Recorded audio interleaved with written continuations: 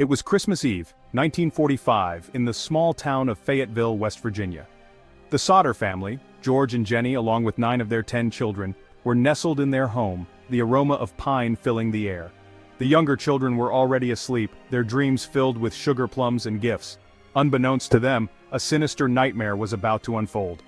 At approximately 12:30 a.m., a fire erupted, engulfing the Sodder home in flames. The house was quickly consumed, the fire raging with a ferocity that seemed to defy explanation. George Sodder, awakened by the commotion, sprang into action, desperately trying to save his family from the inferno. He managed to rescue 4 of his children, but the fire's intensity drove him back each time he attempted to reach the others. Frantic and desperate, he tried to use his coal truck, kept for work, as a makeshift ladder. Inexplicably, it wouldn't start. The fire raged on, the Christmas lights that once adorned their home now a cruel mockery of the joy they once represented. As dawn broke, the charred remains of the Sodder home smoldered, a haunting monument to the tragedy. Firefighters sifted through the ashes, expecting to find the remains of the 5 missing children. But there was nothing. No bones, no teeth, no sign of the children. It was as if they had simply vanished into thin air. The lack of remains baffled investigators. Fires, even intense ones, don't simply vaporize human bodies. The heat required to completely destroy bone is far greater than what a typical house fire could produce. Where were the children? Had they somehow escaped the flames only to meet a more sinister fate? The Sodder family clung to the hope that their children had somehow survived. They posted a reward, distributed flyers with the children's pictures, and canvassed the town, desperate for any information that could lead them to their missing children. But their efforts proved futile, each passing day deepening their despair. As days turned into weeks, strange rumors began to circulate throughout Fayetteville. Some townsfolk recalled seeing the children peering from a passing car on that fateful night. Others claimed to have spotted them in a nearby town, their faces etched with fear. Could these sightings be real, or were they merely figments of a community grappling with an unimaginable tragedy? One of the most chilling details involved the family's telephone. George Sodder had attempted to call the fire department as the blaze erupted, but the line was dead. Later it was determined that the phone lines had not burned, but had been cut.